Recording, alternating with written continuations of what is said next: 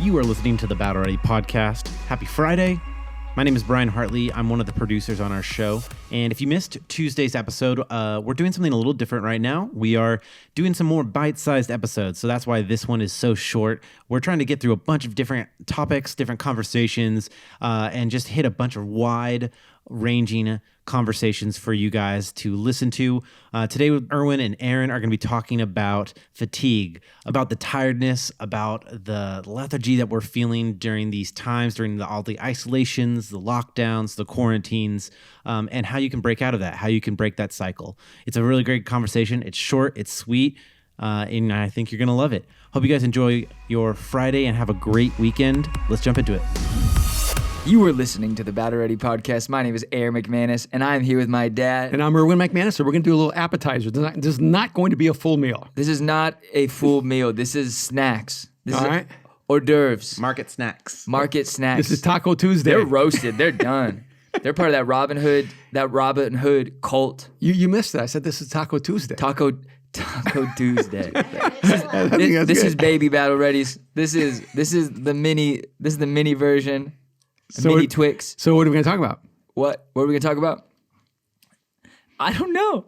We just got here. Small things. What can we talk about? I think I know what I want to talk about. What do you want to talk about? And I know we've way too much, invested in conversations about COVID and quarantine and everything like that. Oh no. But Here when we were in New York for those 3 days, Yeah. and I turned on the news, and I was amazed.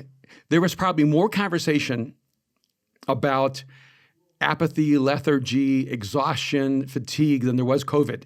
And they would actually talk about it as if it was just the expected everyday culture. Hey, I know you're dealing with COVID fatigue, or you're dealing with, what's that syndrome they talk about that kind of began with yuppies? Yuppies? Yeah, What are yeah. yuppies? Where you're exhausted. Chronic fatigue syndrome? That's it. Chronic fatigue syndrome. What's a yuppie? A yuppie, sorry, that's language before your time. It was like people who smoke weed all the time. No, yuppies were young urban professionals. Young urban. So And- young people. Well, now they're old. Now they're my age. So you're a yuppie. But there was kind of an explosion. What was called chronic fatigue syndrome. Okay, you're getting out of that one. Okay, chronic fatigue syndrome. And what the reason I wanted to talk about this is that what can happen is that you can almost move into a psychological frequency where you're used to not doing anything and at first you want to do something, but after a while your psychological makeup adjusts to the paralysis, it adjusts to the slow pace, it adjusts to the lethargy. And I think that we need a shot right now of it's time to get up and do something. And what you think is sick is actually just you being psychologically exhausted. So I think a lot of people feel sick. They feel like they have the flu. They feel like they have a cold. They feel like they have COVID. They feel like they have something. But actually what's going on is that their body has actually reduced itself to such a low level of energy that getting up and doing something is exhausting and almost debilitating.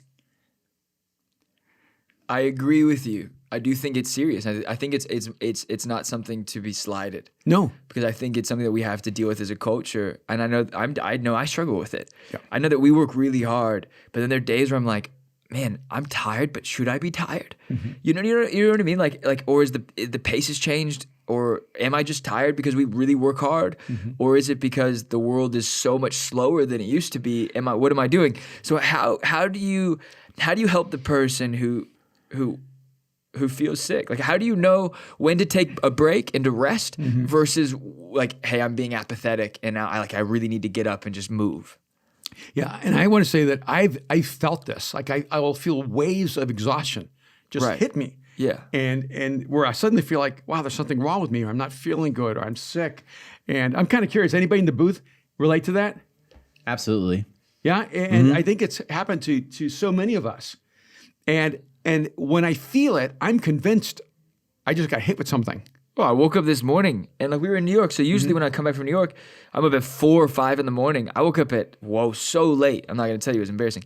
Like 7 a.m. And I was like, what am I doing? Like, I was like, fire yourself. What are you doing? Like I couldn't even get out of bed. I was just scrolling, watching NBA highlight clips. Mm-hmm. What am I doing? So what I would say, first of all, is don't let this be a personal indictment on your character.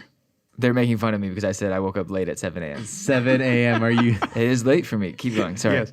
Yeah, he's definitely he's his mama. And, I am. I don't know. I never grew up on a farm, but my mom grew up on a farm. My wife still wakes up at 4:30 to milk the cows, and I don't know why. She's been looking for those cows forever. She said to me last night, "Are you going to get up early and get me breakfast?" And I said, "Not going to happen, honey, because I will never wake up before you." My mom is like, and she has no respect for the sleepy. Like if you're at her house, is why I don't stay over there. She was opening the curtains this morning at 6:30. No, and that's grace. I think she couldn't take it That was anymore. mercy. That was mercy. 'Cause what she'll do is That's because I flew in last She'll night. get in the kitchen and she'll just start like Making noise. All right. Like I can go to the kitchen and be quiet. My mom, it's like no, it's like a war cry in there. She's banging things. She's like cleaning. Like nothing is silent. She's like waking up the neighborhood. She just wants you to get awake. What do you do if you are like? How do you identify it, and then how do you adjust? Because I don't want to be insensitive to it. Like I think it's a systemic cultural issue right now where people are just tired. Right, and I want to say first of all, it's a real thing. It is a real thing. Maybe the way I opened up didn't make it sound like I believed it's a real thing. I believe it's a real thing. I just think we need to realize it's coming from more the emotional, psychological, even spiritual aspect of who we are, rather than even the physical. That our physical experience is being affected by our psychological experience. So the first thing is it is real, but secondly, it can't be fixed with medicine. That this is. It's almost, there are side effects to COVID. There are side effects to isolation. There are side effects to quarantine. There are side effects to paralysis, to the loss of a dream. There are side effects to what's happened in 2020 and has continued to happen in 2021. And they are really emotional, psychological, and yes, even spiritual side effects. And so first one is don't let it convince you that that you're less, or that you're weak, or that you're bad, or something like that. Just accept the fact that this is a part of the challenge that all of us have to face. Right. And I think the second thing is to talk about it. Like to have people in your life where you can actually say, "Man, I just feel exhausted today," and don't get exhausted with each other's exhaustion.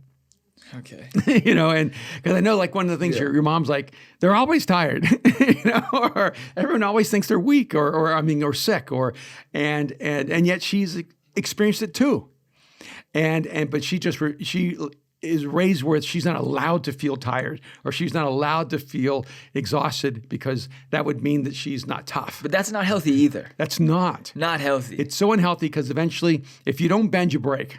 Right. And so you have to create a little bend. This is what I would say. You have to give yourself a little grace and go, okay, this is where I get the sweep of exhaustion. This is where I feel this fatigue, but it's temporary.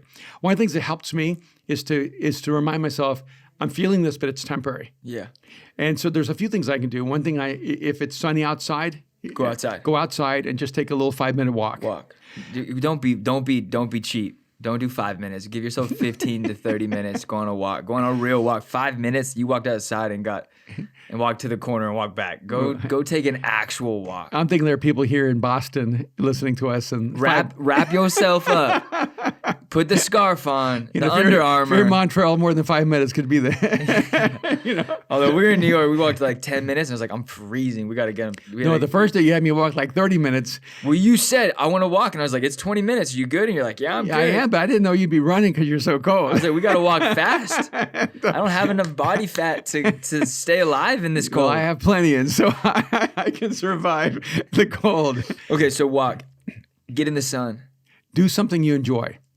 And I would say that even in the work context, like if you're working, then you get hit with this fatigue, find a way to get like 15-minute breaks where you can actually do something you enjoy, something that brings you like joy, something that allows you to get into a different headspace. It was interesting because when we were in New York working with Arturo, we were leaving the office to go for a couple meetings, like with fabric and work development and working with some other guys. I'm not going to go too into it to reveal everything, but I didn't realize, but his team they all started clapping when he was leaving because he never leaves the office.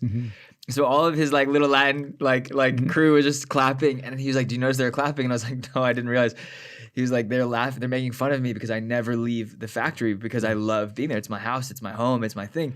But I'm like, he was so happy, and they were so happy. He was so for him energized the whole time. The whole time, he's like in his like sweet spot of doing both, and it's so easy for us to remember because even like our team, like they work so hard, they lock in. Yeah. And they lock in so much where I think sometimes we forget, like, and now I notice that some of the guys like Brian and Austin are like, "Where are you?" Like, we're just taking a walk. We did like a mid-afternoon walk where we just get outside of the house and that focus takes intense energy. Yes. When we were training our dog Thatcher when she was a puppy, the trainer told me, if you force your dog to walk right next to you, she will use more energy than if you let her run wild. Wow. It takes more energy for her to be disciplined, restrained, than it does to run wild.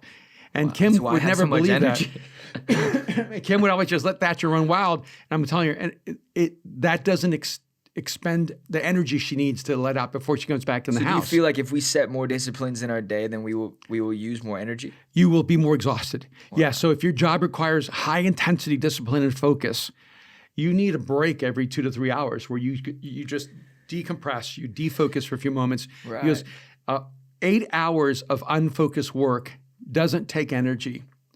3 hours of highly focused work takes all the energy you have. Wow.